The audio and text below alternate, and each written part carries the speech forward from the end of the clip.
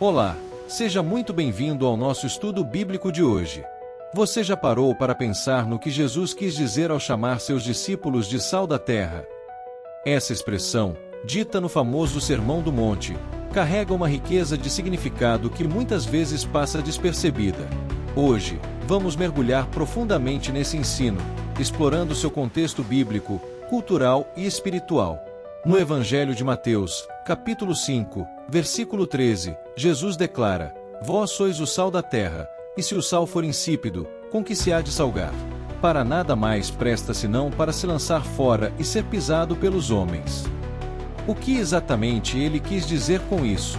Para entendermos melhor, precisamos considerar como o sal era utilizado nos tempos bíblicos e quais implicações esse ensino tem para nós hoje.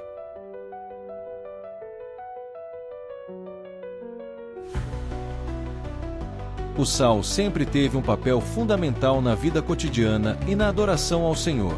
No Antigo Testamento, encontramos referências ao sal sendo usado em sacrifícios, conforme ordenado em Levítico 2:13.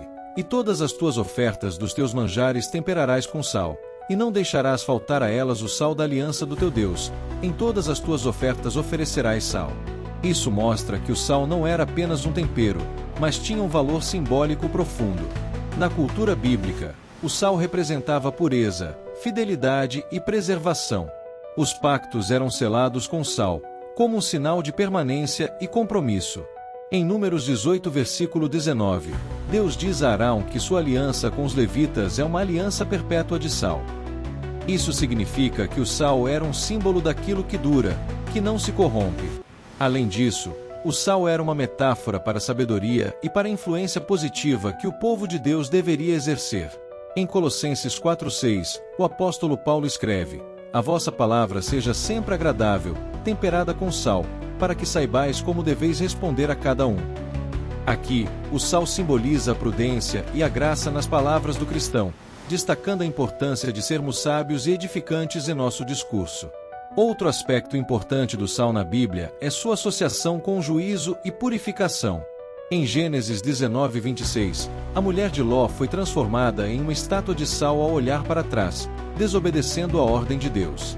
Esse episódio reforça a seriedade da obediência ao Senhor e o perigo de se apegar ao passado pecaminoso. No contexto espiritual, o sal também pode representar o compromisso com Deus e a seriedade da vida cristã. Em Marcos 9:49-50, Jesus diz: Porque cada um será salgado com fogo, e cada sacrifício será salgado com sal. Bom é o sal, mas, se o sal se tornar insípido, com que o temperareis? Tendes sal em vós mesmos e paz uns com os outros.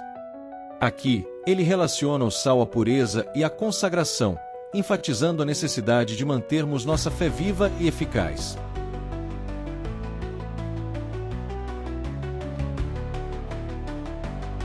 Nos tempos antigos, o sal era essencial para a conservação de alimentos.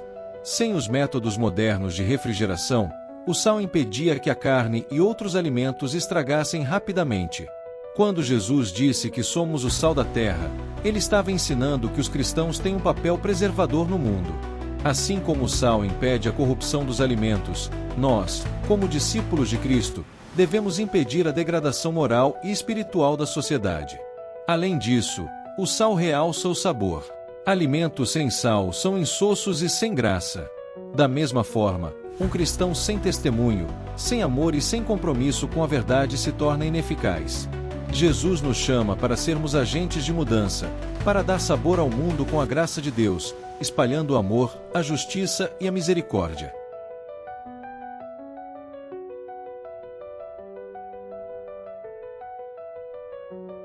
Jesus faz um alerta muito sério em Mateus 5:13: Se o sal for insípido, com que se há de salgar? Nos tempos bíblicos, o sal extraído do Mar Morto, por exemplo, podia ser misturado com impurezas e acabar perdendo sua eficácia. Se isso acontecesse, ele era jogado no chão e pisoteado, pois não servia para mais nada. Essa advertência de Jesus ecoa passagens como Hebreus 6:4-6, onde se fala daqueles que provaram o dom celestial, mas caíram e não podem ser renovados para arrependimento. Assim como o sal que perdeu sua utilidade, Um crente que se afasta de Deus e não vive conforme o Evangelho perde sua eficácia espiritual. Em Lucas 14:34-35, Jesus reforça esse ensinamento. Bom é o sal, mas, se ele degenerar, com que se há de salgar? Nem presta para a terra, nem para o monturo, lançam-no fora. Isso mostra que uma fé sem frutos e sem compromisso com a santidade se torna inútil para o reino de Deus. Isso nos ensina que, se perdermos nossa identidade como discípulos de Cristo, se deixarmos de influenciar o mundo com o Evangelho, nossa fé se torna inútil. Um cristão que se conforma com o mundo, que não vive em santidade e não testemunha a verdade de Cristo, corre o risco de se tornar como sal sem sabor.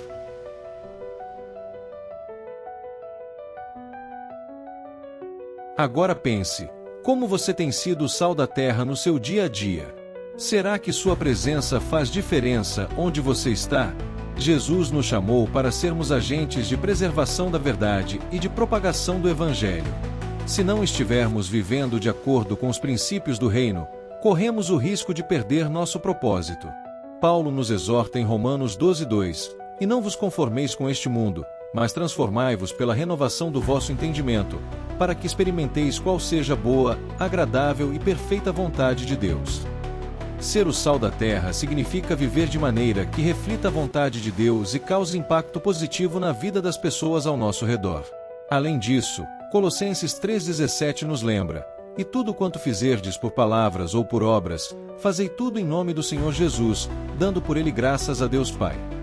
Isso significa que nossas palavras, atitudes e escolhas devem estar alinhadas com o Evangelho. Seja no ambiente de trabalho, na família, na igreja ou na sociedade, precisamos influenciar com o amor de Cristo.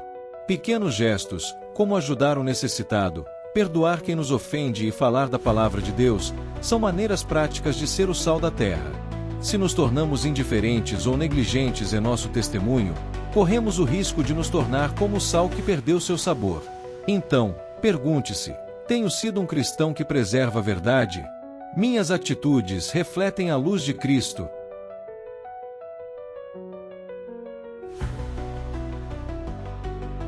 Jesus nos chamou para sermos diferentes, para sermos agentes de transformação em um mundo que caminha cada vez mais para longe de Deus. O sal não foi feito para ficar guardado, mas para ser espalhado, para influenciar e preservar. Da mesma forma, nossa fé deve ser viva, impactando aqueles ao nosso redor com o amor e a verdade do Evangelho. Paulo nos lembra em 1 Coríntios 15:58, portanto, meus amados irmãos, sede firmes e constantes, sempre abundantes na obra do Senhor, sabendo que o vosso trabalho não é vão no Senhor. Isso significa que cada atitude nossa, por menor que pareça, tem valor eterno quando vivemos para Cristo. Então, que possamos refletir: temos realmente sido o sal da terra? Nossa vida tem apontado para Jesus? Se sentimos que estamos perdendo o sabor, é tempo de nos voltarmos a Deus, buscando renovar nossa fé e compromisso com Ele. E você, como tem sido o sal da terra? Compartilhe nos comentários e vamos crescer juntos na fé. Que Deus te abençoe.